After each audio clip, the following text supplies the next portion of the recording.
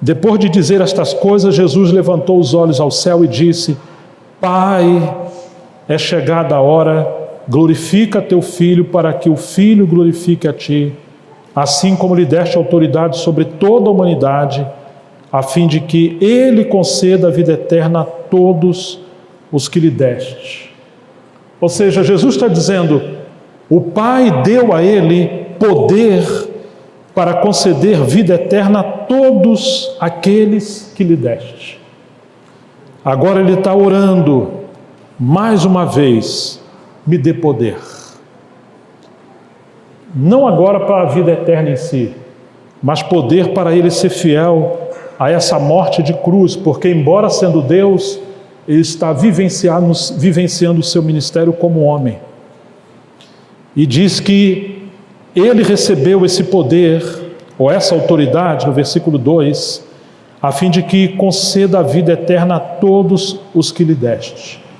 Graças a Deus, que se formos salvos, é porque o Pai nos deu ao seu Filho, e o Filho tem o poder de nos dar a vida eterna. E das suas mãos, as suas ovelhas, ninguém poderá tirar, disse ele nesse Evangelho. Louvado seja o nome do Senhor. Amém. Não estamos de pé por esforço humano, não estamos de pé por nenhuma outra coisa a não ser pelos méritos do Filho de Deus. Amém. Pela vida abundante que Ele nos deu, mas agora Ele está orando por Ele. Pai, é chegada a hora, glorifica o Teu Filho. Versículo 3, e a vida eterna é esta, a vida que o Filho veio dar, que conheçam a Ti, o único Deus verdadeiro, e a Jesus Cristo a quem enviaste. Maravilhoso isso aqui. Ou seja, que hoje nós podemos experimentar, vivenciar aquilo que gozaremos por toda a eternidade, que é a vida eterna. Mas qual é a definição de vida eterna segundo o nosso Senhor Jesus Cristo? A definição dele é, a vida eterna é esta, verso 3, que conheçam a Ti, o único Deus verdadeiro, e a Jesus Cristo a quem enviaste, porque o povo judeu não o conhecia. Ou seja, irmãos, a vida eterna é um conhecimento, e esse conhecimento não é um conhecimento teológico em si, esse conhecimento é um conhecimento relacional, de intimidade, de comunhão por meio do Espírito Santo. Precisamos da palavra de Deus para recebermos iluminação do Espírito Santo, para podermos conhecer a Deus através de relacionamentos. Por isso Satanás batalha tanto para ocultar as Escrituras ou confundir as Escrituras. Porque uma vez que a Escritura Sagrada é enterrada, a revelação também fica impedida. E uma vez que não há Escritura e nem revelação, haverá falsificação do verdadeiro Deus. Muitas inovações. Então, se você hoje quiser ser usado por Deus, um conselho é, leia as Escrituras e ajude seus irmãos a ler as Escrituras. Amém. Compartilhe as Escrituras e orem juntos para que o Espírito Santo traga iluminação. Ninguém poderá ser usado por Deus a menos que seja alguém que ame as Escrituras. Porque quando você se achega às Escrituras, está se achegando à carta de amor daquele que você diz que ama, que é o próprio Senhor. Tudo que você quer conhecer sobre Deus, Ele revelou nessa palavra sagrada. E praticamente a ignorância acerca de Deus é a ausência do conhecimento das Escrituras. Falava um pouquinho da história e nós temos alguns livros preciosos sobre o conhecimento de Deus. Existe um autor chamado Pink, e existe um livro dele chamado O Conhecimento de Deus. Também existe um outro autor maravilhoso que seguiu mais a linha dos puritanos e dos místicos, na verdade, chamado Tozer, A.W. Tozer. Seu livro é Os Atributos de Deus. É maravilhoso. Na verdade, os atributos de Deus você vai encontrar em Pink também, e Tozer também fala dos atributos de Deus e o verdadeiro conhecimento de Deus. Se você quiser conhecer um pouco sobre a natureza, ou as duas naturezas, do Nosso Senhor, existe um autor chamado Heber de Campos. Ele é contemporâneo. E o título do livro é As Duas Naturezas do Redentor. São livros maravilhosos. Mas começa com Tozer, porque ele consegue comunicar conteúdo profundo de maneira simples. E também Pink são autores maravilhosos. Mas a vida eterna é esta: que conheçam a Ti, o único Deus verdadeiro, e a Jesus Cristo, a quem enviaste. Eu acho muito estranho que às vezes eu conheço alguns irmãos e eles perguntam para mim: você conhece o obreiro tal? Conhece o apóstolo fulano de tal? Conhece um pioneiro? Não, às vezes eu não conheço. Eu sou uma pulgazinha no meio de tanta coisa. E tem aquela surpresa: você não conhece? Rapaz, então você está desviado, está perdido. Mas é raro encontrar alguém que pergunte: irmão, o que você tem conhecido do Senhor Jesus Cristo? O que você tem conhecido do verdadeiro Deus? Qual é a sua experiência com o próprio Senhor? Eu e Miriam passamos uns dias agora recentes no Rio de Janeiro e depois na região dos Lagos. E ali tivemos o privilégio de rever irmãos e amigos de 40 anos atrás. Naquela época, quando surgiu um avivamento na região dos Lagos, literalmente, muitos milagres, o Senhor Jesus apareceu na rua e se revelou para alguns amigos nossos naquela época. Tudo gente perdida, que nem a casa de recuperação de viciado queria interná-los. A religião então não dava conta, e alguns deles o Senhor se revelou a eles. Alguns à beira do suicídio. Nesses dias, eu fui levado a perguntar praticamente a todos eles: por favor, como foi a sua experiência de conversão? Você pode contar como é que você conheceu o Senhor? E foi muito interessante a revelação de Deus, a revelação de Jesus Cristo, as intervenções de Deus por meio do Espírito Santo, a pessoas que nunca haviam lido a Bíblia, nunca haviam ouvido o Evangelho, nunca havia entrado num templo. E eu fiquei impressionado com esse amor irresistível, essa graça irresistível, esse amor profundo do nosso Senhor, que chegou até um pecador vil, perdido nas garras do mundo e do inimigo. Muito interessante que alguns são simples, indoutos, nunca ouviram falar nem de calvinismo, nem de arminianismo, mas eles ouviram o Espírito Santo falar: eu te escolhi antes da fundação do mundo. Eu te conheci. E não tem a ver com o calvinismo, tem a ver com a revelação, o conhecimento de Deus. Seria muito estranho, porque para a Igreja Católica não existe salvação fora da igreja. Mas para alguns movimentos religiosos, ninguém conhece a Deus a não ser fora do seu ambiente. E não existe igreja também fora de alguns ministérios, ou que não foram plantados por alguns ministérios. Eu vim de uma época e de um tempo onde rompeu um grande avivamento entre os drogados e roqueiros, metaleiros. E ali surgiu a igreja. E começaram a ler a Bíblia depois disso. E pregavam o Evangelho nas praças, se encontravam na sexta-feira e às vezes se dispersavam na segunda ou terça-feira. E às vezes passavam a semana juntos. Era uma coisa. Havia expulsão de demônio, pregação de Evangelho e cura miraculosa por pessoas simples, jovens simples. Depois de anos é que foram ler alguns livros. Como é que nós vamos ousar dizer que não havia igreja ali? Porque a igreja existe onde o Espírito Santo chegou, o Evangelho foi pregado e pessoas nasceram de novo porque conheceram a Deus. E o Senhor está dizendo que essa é a vida eterna.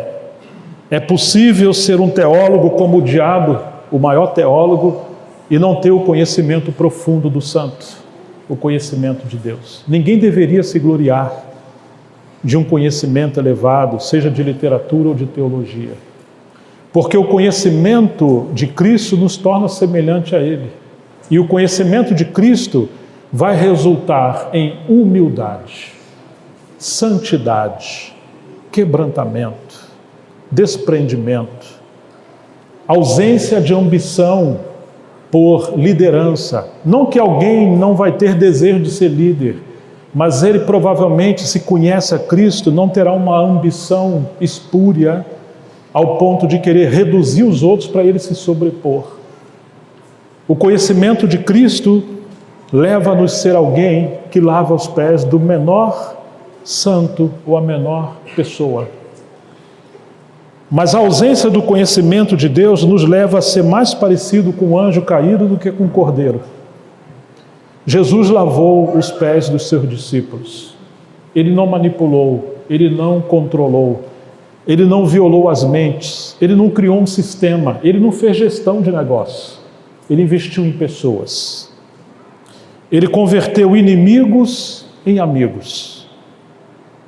E mais, quando chegamos no capítulo 13 desse evangelho tão maravilhoso, aqui nós encontramos uma confissão de João, falando sobre a intimidade de Jesus, que diz assim, a partir do versículo 1 de João 13: Antes da festa da Páscoa, sabendo Jesus que era chegada a sua hora de passar deste mundo para o Pai. Ou seja, a expectativa de Jesus, ainda que ele estava indo para a cruz, mas a expectativa de Jesus era partir desse mundo maligno e voltar para o seio do Pai, para voltar a cultivar aquela comunhão que tinha com ele desde a eternidade. A expectativa não é a cruz é um meio, mas a cruz não tinha um fim em si mesmo. Tendo amado os seus que estavam no mundo, amou-os até o fim. Quanto amor! Quantos motivos nosso Senhor teve para romper o seu relacionamento com esses discípulos, porque eram pessoas improváveis. E Jesus chamou pessoas improváveis porque tinham um coração ensinável. Uma empresa costuma chamar pessoas mais capacitadas e treinadas. Uma religião chama os mais adequados ou prováveis para um meio religioso. Jesus chamou pessoas improváveis. Não chamou os nobres, os altos, os elevados. Chamou os pequeninos e ainda disse: graça te dou, ó Pai, que ocultaste as coisas aos sábios entendidos e revelou aos pequeninos. Meu Deus do céu. Agora ele amou eles até o fim. Quando temos apenas um negócio ou uma instituição, os relacionamentos são rompidos por qualquer motivo. Agora, quando a igreja é a extensão da comunhão da Trindade, ou a comunidade do Espírito Santo, esse amor que é o ágape, o amor de Deus, nos leva a amar, a perdoar e percorrer os lugares mais obscuros, as tribulações mais terríveis, mas iremos continuar juntos, porque fomos ligados pelo mesmo Espírito.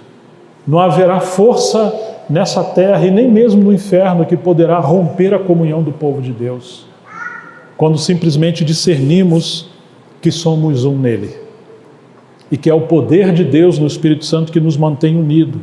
Jesus os amou até o fim, mas hoje, quando olhamos para trás, quantas pessoas ficaram para trás? Quantos começaram como amigos e hoje de alguma forma parecem inimigos? Tem pessoas que se encontram no mercado, num shopping, em qualquer lugar, e viram o rosto e vão para outros lugares. Eram irmãos, tomavam a ceia junto, caminhavam junto, e por que hoje não se vê? Por que às vezes tem que morrer alguém, aí tem um velório, e lá você encontra aquela pessoa que faz 10 anos, 15, 20 anos, 5 anos. Mas no começo, quando eram simplesmente como crianças, nada impedia a comunhão em amor. Mas depois que entrou o conhecimento, a liderança, alguma programação, essas coisas tomaram o lugar da simplicidade do filho. E aí a presença de Deus foi embora. E agora surgiram problemas, e diferente do filho, aqui diz que ele os amou até o fim. A gente, pequenas coisas, para nós é o fim. Basta discordar, basta fazer uma pergunta, basta realmente discordar e sentar para tratar alguma coisa, isso é talvez sinônimo de rebelião. Jesus não foi assim. Pedro interpelava o Senhor constantemente e o Senhor entregou as chaves do reino para Pedro. Não era problema para Jesus esse tipo de relacionamento. Então, queridos, tendo Jesus amado os seus, amou-os até o fim. Se buscarmos na Bíblia um sinônimo para a igreja, esse sinônimo não é edifício, não é instituição, não é conferência. Esse sinônimo poderia ser comunhão. A comunhão do Pai com o Filho e do Espírito Santo chegou até nós por meio do Espírito Santo, quando cremos. E quando temos essa comunhão, nós também permaneceremos e poderemos ter essa graça da qual Jesus está orando para glorificar o Pai no meio da adversidade. Vamos voltar a João 17, versículo 4.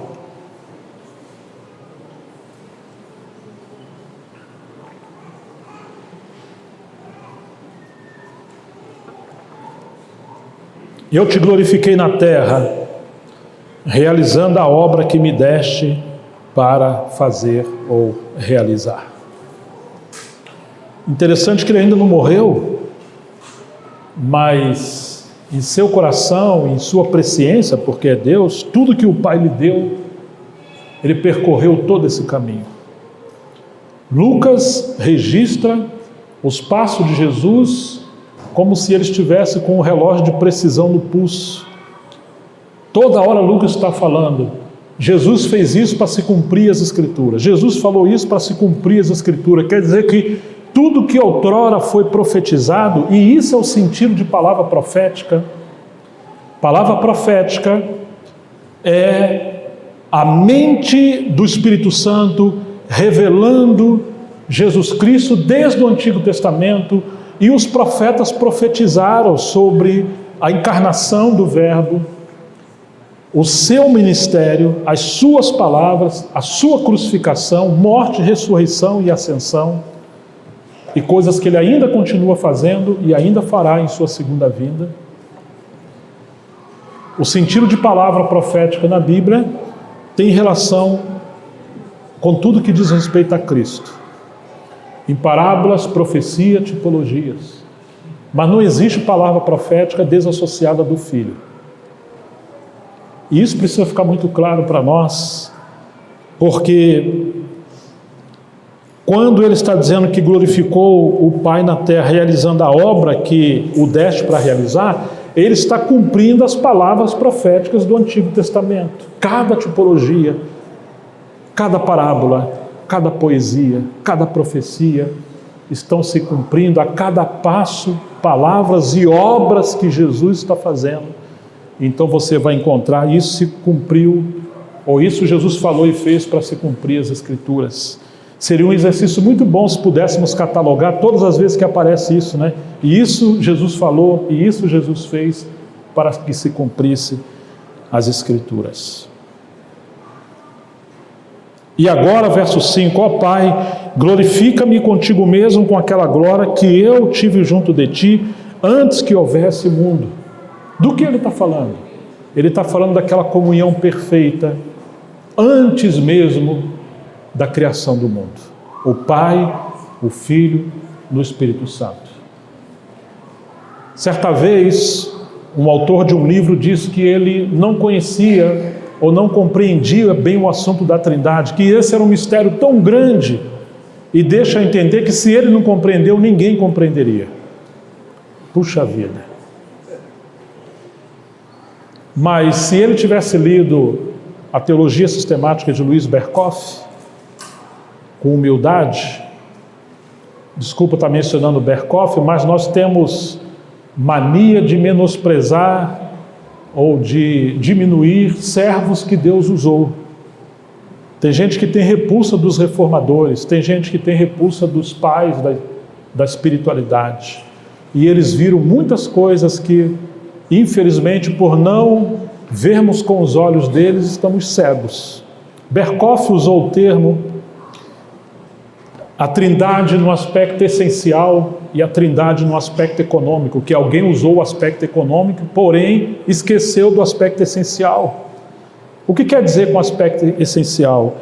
É Deus, o que é Deus em si mesmo antes do seu propósito.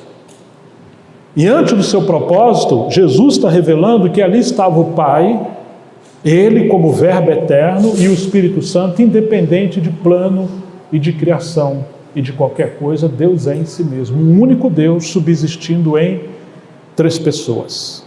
Mas quando diz que o Pai é maior do que eu, não significa uma redução da pessoalidade do Filho, mas está dizendo que em relação à missão do Filho, o Pai enviou o Filho.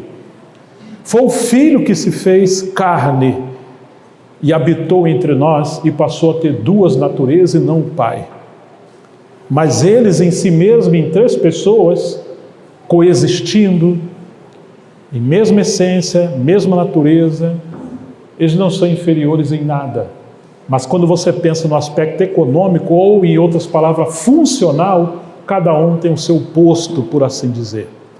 Agora, quando Jesus diz, eu e o Pai somos um, não significa que eles são uma única pessoa.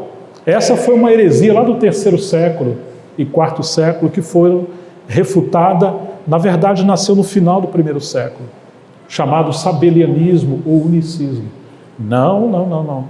Quando Jesus diz que eu e o Pai somos um, não significa que eles são uma única pessoa, mas sim que eles são um em propósito, em mente, em obra, em mesma natureza e em mesma essência.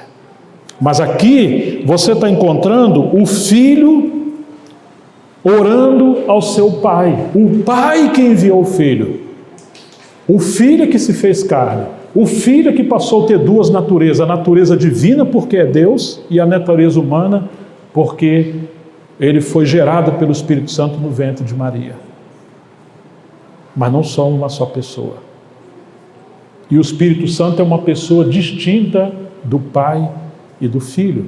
Esse é um assunto que seria uma doutrina central da fé cristã, ou os fundamentos da fé cristã, que valeria muito a pena a gente tirar um tempo para estudar. Quais são as verdades centrais da fé nesses 2000 anos de história da igreja, que se nós não conhecermos, quem sabe nos tornamos uma seita, sem inclusive saber que somos uma seita, porque nós estamos trilhando caminhos fora das Escrituras e fora do legado da história da igreja. Deveríamos conhecer quais são os assuntos centrais da fé. Glorifica-me, ó Pai. O Filho está orando a pessoa do Pai. Contigo mesmo, com a glória que eu tive junto de ti, antes que houvesse mundo, manifestei o teu nome àqueles que me deste do mundo, eram teus, tu os deste a mim, e eles agora têm guardado a tua palavra. Agora eles reconhecem que todas as coisas que me tens dado provêm de ti, porque eu lhes tenho transmitido as palavras que me deste, e eles as receberam verdadeiramente, reconheceram que saí de ti, aí temos a encarnação do Verbo, e creram que tu me enviaste. É por eles que eu peço. Agora você percebe que mudou o foco da oração de Jesus. Primeiro, do 1 ao 8, Jesus está orando por ele. Mas agora, ele começa a interceder por aqueles que estão com ele, que são os 12. É por eles que eu peço, não peço pelo mundo, mas por aqueles que me deste, porque são teus. Todas as minhas coisas são tuas, e as tuas coisas são minhas, e neles eu sou glorificado. Já não estou no mundo, mas eles continuam no mundo, enquanto eu vou para junto de ti. Pai Santo, guarda-os em teu nome que me deste, para que eles sejam um. Jesus está orando para que eles sejam um, não uma só pessoa, mas uma unidade de pensamento, de missão, de propósito, encabeçados por Jesus, pelo Espírito Santo. Assim como nós somos um único Deus, subsistindo em três pessoas. Então está falando dessa unidade perfeita da Trindade Santa. Quando eu estava com eles, guardava-os no nome, o teu nome que me deste. Eu os protegi e nenhum deles se perdeu, exceto o filho da perdição, que é Judas, para que se cumprisse a Escritura. Mas agora vou junto de ti, Pai Santo, e isto falo no mundo para que eles tenham a minha alegria completa em si mesmos. Alegria completa.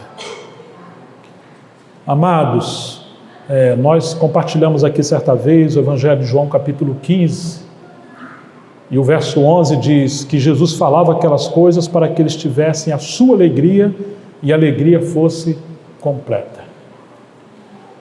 Jesus se preocupava com o estado emocional, psicológico e espiritual dos discípulos. Um bom líder, ele se preocupa com a alegria dos seus liderados. E é interessante que no livro de Hebreus, capítulo 1, falando do Filho, o Espírito Santo usando o escritor aos Hebreus, ressaltando palavras do Antigo Testamento, diz: mas quanto a tu, ó Deus, o teu Deus te ungiu com óleo de alegria mais do que a teus companheiros.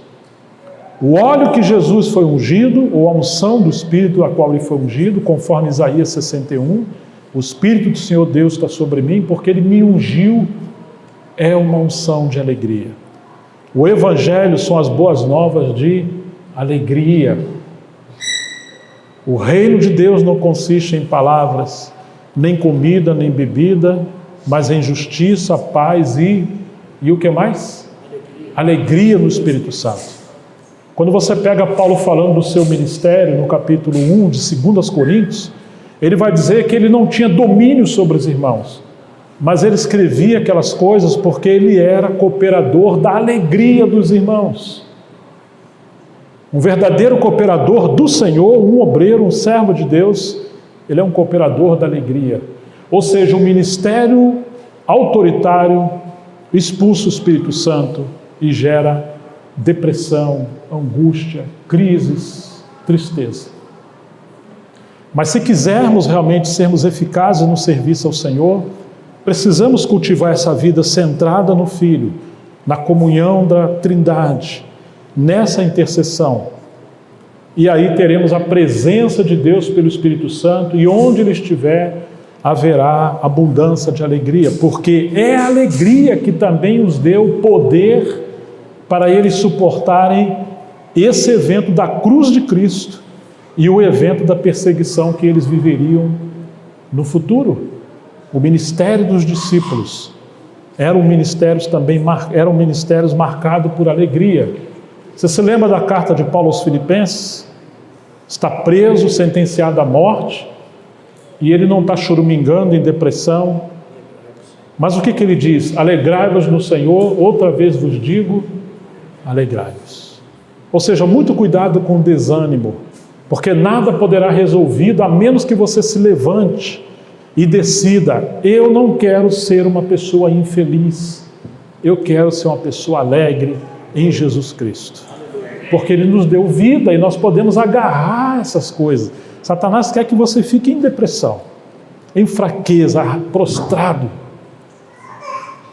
Mas uma vez que estivermos cheios do Espírito Santo, essa alegria do Senhor vai extravasar para outras pessoas. O ministério do Espírito produz alegria.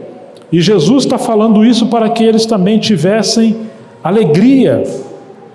Alegria completa, ao final do versículo 14. Eu lhes tenho dado a tua palavra e o mundo os odiou, porque eles não são do mundo, como também eu não sou.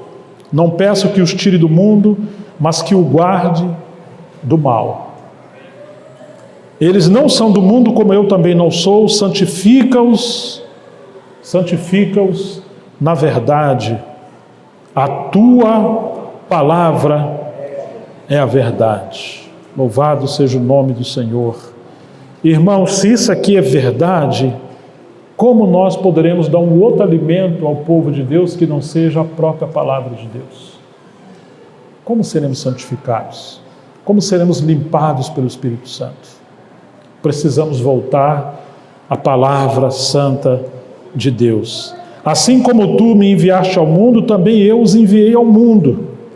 e a favor deles eu me santifico, para que eles também sejam santificados na verdade. Agora olha o versículo 20. Não peço somente por estes. Então do 1 ao 8 Jesus está orando por ele. Do 9 até o 19 Jesus está orando pelos 12 e aqueles que estão ao redor. Agora mudou aqui o foco do Senhor. Não peço somente por estes, mas também por aqueles que vierem a crer em mim por meio da palavra que eles falarem. Então eles iriam pregar o evangelho chegaria até algumas pessoas, as pessoas seriam salvas, e eles também pregariam a palavra, e nós estamos incluídos aqui no versículo 20. Aqueles que creram na palavra que atravessou séculos e chegou essa palavra até nós. Louvado seja o Senhor. Amém, irmãos? É a mesma palavra, o mesmo Espírito, o mesmo ministério, a mesma igreja. Esse rio de vida que veio do trono de Deus chegou até nós. E Jesus está orando. Para quê? Versículo 21. A fim de que todos eles sejam um. Mas um como? Um em quê? Ele vai explicar. Vai dizer então, versículo 21, a fim de que todos sejam um, e como tu, ó Pai, está em mim, e eu em ti, também eles estejam em nós, para que o mundo creia que tu me enviaste. Não existe quarta pessoa da Trindade. Não existe mais um intermediário entre Deus, o Pai, e aí temos o Filho de Deus e mais alguém abaixo do Filho sobre as igrejas. Não. Todos nós somos irmãos. E o Espírito Santo ministra a palavra, as revelações, levanta seus servos, mas nunca para encabeçá-los. Essa prerrogativa pertence somente ao Filho de Deus. Agora existe uma intercessão para que sejamos um, mas sejamos um nele, em Deus, o Pai, o Filho e o Espírito Santo. Todas as orações que Jesus fez, Deus o Pai respondeu. Somente essa oração aqui que depende da obediência dos filhos de Deus. Então você e eu temos uma grande responsabilidade. Cooperarmos com a resposta do Pai a essa oração do Filho em nosso tempo. O que nos impede de ser um? Coisas que tomaram o lugar do Filho. Pensamentos, doutrinas e opiniões que tomaram o lugar da palavra de Deus. Uma força maior, aparentemente maior, porque nada é maior do que o Espírito Santo, que veio tomar o lugar do Espírito Santo. E algumas inovações que quiseram ser como a cereja do bolo no século XXI, que estão ignorando 20 séculos de tradição, de história da igreja, de legado da igreja, de tradição da igreja. Precisamos voltar à palavra de Deus, ao ministério do Espírito Santo, à originalidade da igreja, ou à igreja desde o primeiro século, e à tradição da igreja, a história da igreja, as riquezas entesouradas em todos esses séculos, coisas que foram plantadas no primeiro século, que deverão ser colhidas agora, no final do tempo que nós estamos vivendo. Mas se não voltarmos para essas 4 colunas, ou 4 princípios, poderemos ser uma boa seita disfarçada de cristianismo. Que Deus tenha misericórdia de nós. Precisamos rever os nossos fundamentos. Você está sentado na cadeira. Quem está levando o seu peso? São aí os pés da cadeira. Então nós precisamos rever os nossos alicerces da fé. Porque se nós não tivermos alicerçado adequadamente nas verdades centrais, nós podemos cair. Não é? E outra coisa, se falar para você agora, o Claudião, por exemplo, e Sandro, casal maravilhoso ali, vocês podem continuar do jeito que vocês estão, mas nós vamos puxar a cadeira aí atrás de vocês. Vocês continuam do jeito que está? Dá conta, Cláudio? Não dá, né? Eu também não dou. A religião faz assim. Ela impõe um estilo de ativismo cristão que nós não conseguimos suportar. E se não praticamos, somos rebeldes. E se tentamos praticar, é uma espiritualidade desumanizada. Isso vai desencadear um sofrimento, uma exaustão terrível. Às vezes somos jovens e envelhecidos. e perdemos o nosso vigor. E quanta tristeza, quanta condenação, porque estamos levando um fardo que o Espírito Santo, a graça de Deus, a vida de Deus, a palavra de Deus não sustenta. Estão me entendendo? Jesus orou por nós, agora está pedindo para a gente ser um, mas é ser um em quê? Não podemos ser um ecumenismo, juntar uma série de doutrinas ou de práticas religiosas e fazer uma sopa, jogar aquilo tudo ali dentro e falar, irmãos, agora nós vamos ser um nessas coisas aqui. Nós temos que ser um só, mas um só em quê? Então nós precisamos rever os nossos conceitos. Porque existe uma unificação das religiões hoje no mundo, que é o caminho que o anticristo está preparando para se manifestar. Vem por meio do movimento político, religioso e econômico, mas eu não quero fazer parte disso aí não. Eu acho que nem você, nenhum de nós. Nós devemos dizer sim a essa oração e queremos ajudar, queremos cooperar para que o nosso Senhor fique satisfeito, mas é uma unidade nele mesmo, na verdade dele, no amor dele, na presença e na pessoa do Espírito Santo, a fim de que todos, verso 21, sejam um. Existe um livrinho bom de Martin Lloyd-Jones, intitulado A Unidade da Igreja, muito bom. Ele foi considerado o último dos puritanos, e ele como um expositor da Escritura, ele entra a fundo nesse texto e nos ajuda bastante. A fim de que todos sejam um, e como tu, ó Pai, estás em mim e eu em ti, também eles estejam em nós. Não é em um líder, em um ministério, em um movimento, ou em um ministério autoritário, centralizador. Não, é em nós. Comunhão do Pai, do Filho, no Espírito Santo. Para que o mundo creia que tu me enviaste. Eu lhes transmiti a glória que me deste, aí está a comunhão, para que sejam um como nós o somos. Nós só podemos ser um por esse poder maravilhoso que o Espírito Santo transmitiu, que é a comunhão do Pai com o Filho e do Espírito Santo. Sem essa comunhão não poderemos ser um neles. Eu neles e tu em mim, a fim de que sejam aperfeiçoados na unidade. Aqui nós temos esse termo aperfeiçoados na unidade. Se Deus quiser, amanhã nós poderemos falar um pouquinho. Eu gostaria de aplicar esse texto, aperfeiçoados na unidade, porque já temos a unidade no Espírito Santo, mas ele está falando de um aperfeiçoamento, e se Deus nos ajudar, nós vamos tocar nos 3 níveis da unidade em Efésios 4. A unidade do Espírito, a unidade da fé e a unidade orgânica de provisão espiritual e serviço.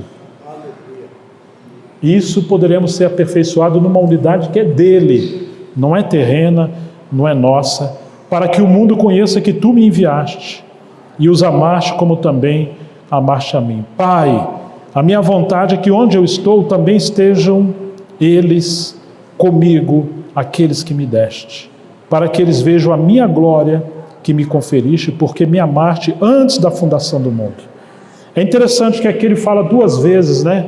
Para que onde eu estou, eles também estejam. Mas ele estava ali com eles. E ao mesmo tempo ele estava na presença do Pai. Quando ele está falando com Nicodemos, no capítulo 3 de João, ele diz, ninguém subiu ao céu a não ser o Filho do Homem que desceu do céu, que está no céu. Acho que deu um nó na cabeça de Nicodemos, né? Como assim você está no céu se você está aqui?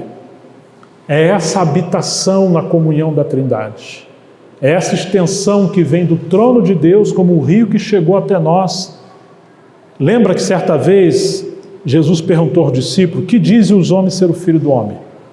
Uns dizem que é João Batista, Elias, ou um dos profetas que ressuscitou, Jeremias. E vocês, quem dizem que eu sou?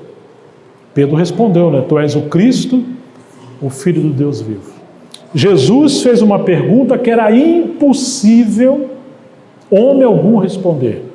Porque em Mateus 11 ele diz que ninguém conhece o Pai a não ser o Filho, e ninguém conhece o Filho a não ser o Pai, e aqueles a quem o Pai quiser revelar.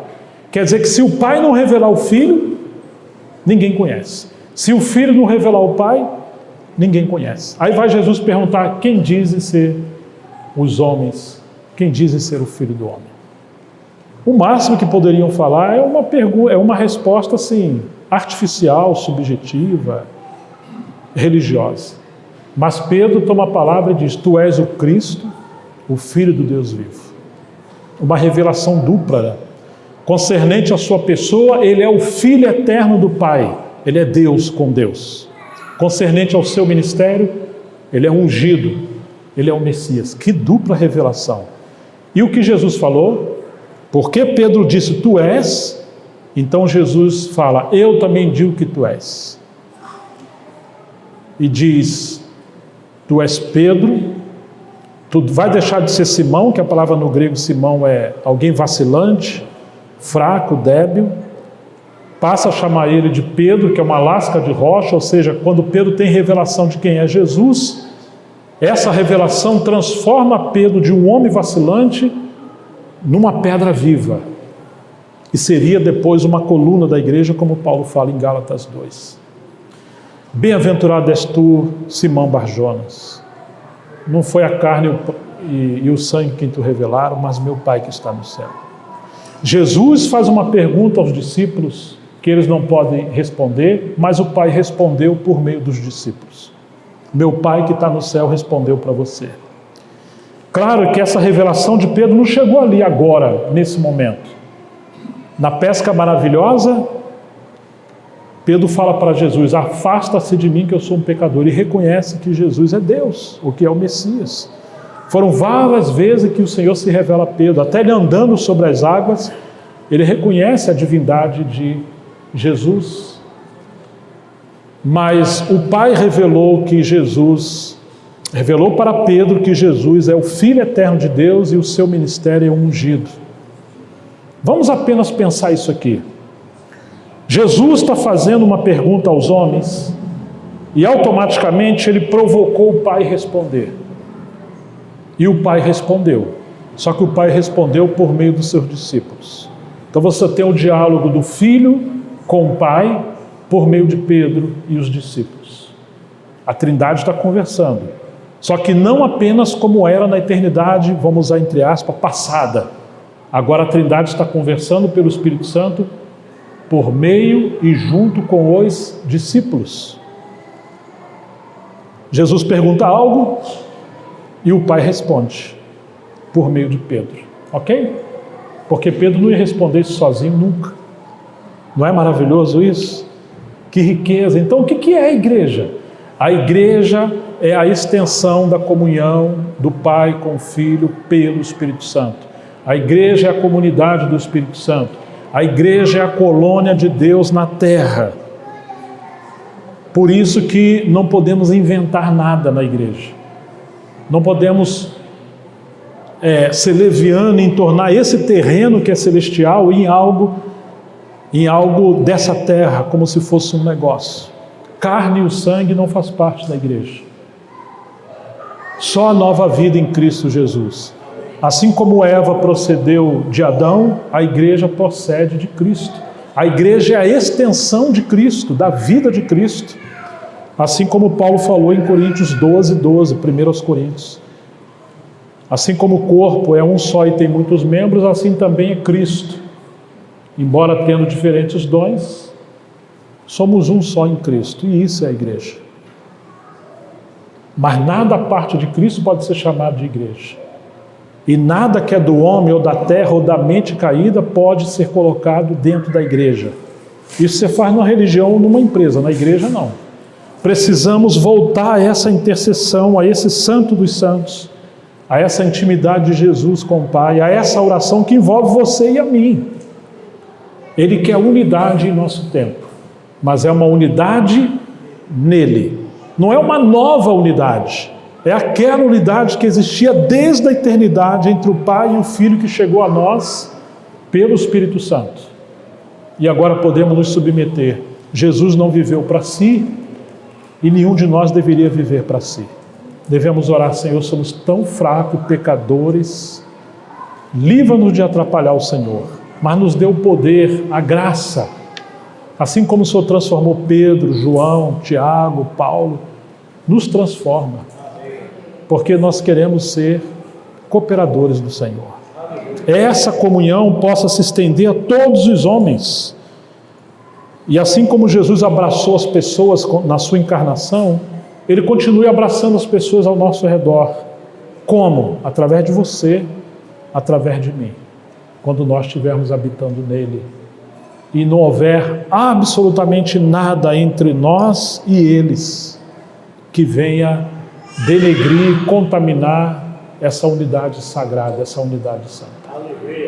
Se houver alguma coisa entre nós ou na igreja que foi colocado algum ingrediente, isso tem que ficar do lado de fora. Isso é o sentido de restauração. Voltar ao que era desde o princípio.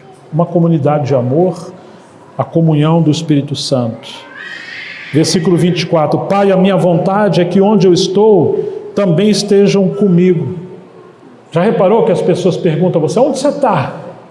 Eu estava em Adão, agora eu estou em Cristo. Nós somos capturados para voltar para essa base.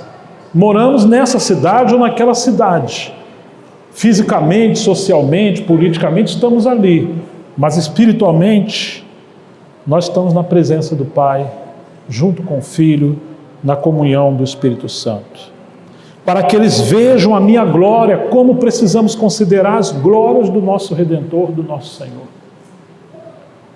Irmãos, ver Cristo na presciência antes da criação, na preexistência antes da criação do mundo, quando Ele era em si mesmo com o Pai,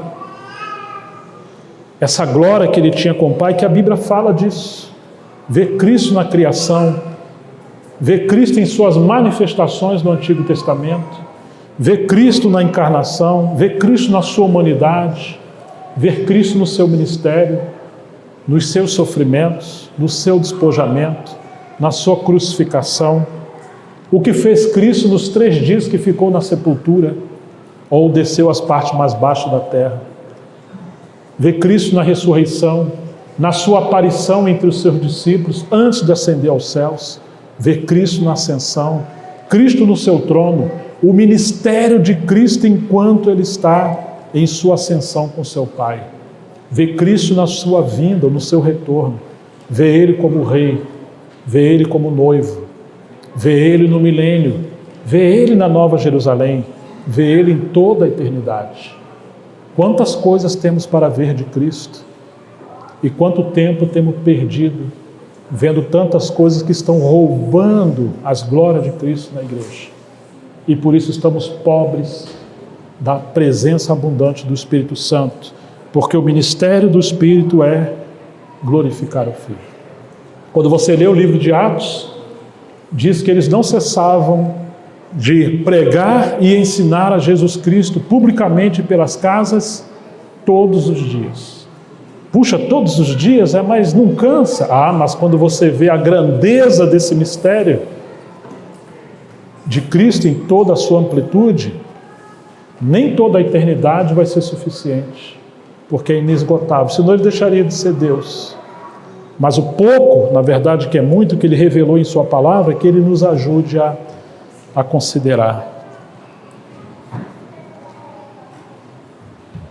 25, Pai justo, o mundo não te conheceu, eu porém te conheci, e também estes reconheceram que tu me enviaste, e eu lhes fiz conhecer o teu nome, e ainda o farei conhecer, a fim de que o amor com que me amaste esteja neles, e eu neles esteja.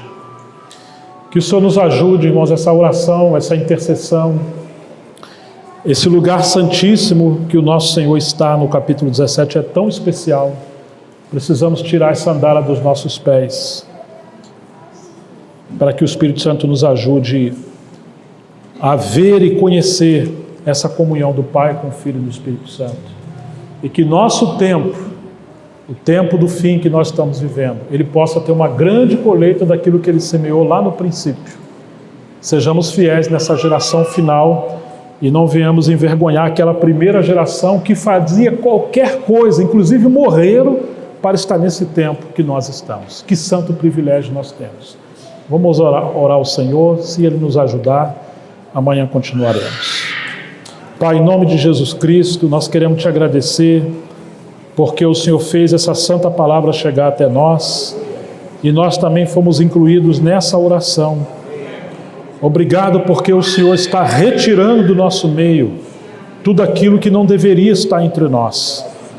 O Senhor está vindicando os privilégios, as prerrogativas somente do Teu Filho, de fazer convergir nele todas as coisas na plenitude dos tempos, sejam coisas dos céus ou da terra, para que haja plenitude do amor do Pai, da plenitude de Deus no Filho, por meio da igreja. Senhor, abra os nossos olhos, dá-nos essa graça, para que a nossa vida seja para sermos fiéis a esse chamamento. Seja o nosso casamento, a nossa família, o nosso trabalho, a comunhão dos santos, quer comamos, quer bebamos, quer façamos qualquer outra coisa, possamos fazer tudo para a glória de Deus e não para si mesmo, Senhor. Ajuda-nos, Senhor, que o Teu Espírito ministre essa riqueza desse chamamento celestial profundamente aos nossos corações. Nós oramos e Te agradecemos, entregamos Tua palavra em Tuas mãos. Que o Espírito do Senhor continue falando conosco. Em nome de Jesus Cristo, amém.